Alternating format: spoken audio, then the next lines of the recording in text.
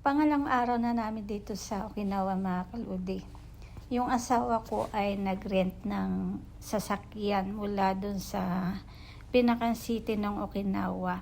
Then nagpunta kami dito sa, hindi ko alam kung ano pang, Motobo, Okinawa.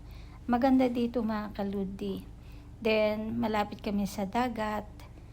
Then pumunta nga kami dito sa Timbuday at tanaw na tanaw mo yung lahat ng area dito sa pinakang place namin. Kaya lang, nagbiyahe kami siguro ng mga 3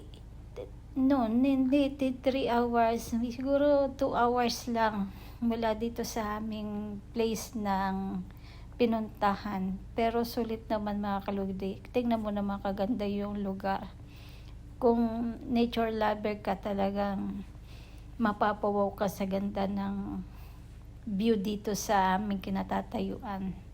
Medyo mainit nga lang, mga kaludi, pero okay lang. Basta nakapag scroll naman kami at makikita mo naman yung kagandang tanawin. Kaya kung may balak kayong pumunta dito sa Japan, sulit na sulit yung inyong pagbabakasyon dito. Ang nakaka-stress lang, mga kaludi, kung wala kang pera. Yun lang ang problema, di ba? Pero kung may problema kayo o na-stress kayo or ano pa man, at nature lover ka, ay sa Japan kayo pumunta at sulit na sulit yung pagbabakasyon nyo. Di ba, mga kaludi? At kung ganito naman tanawin ang makikita mo, ay alang Diyo.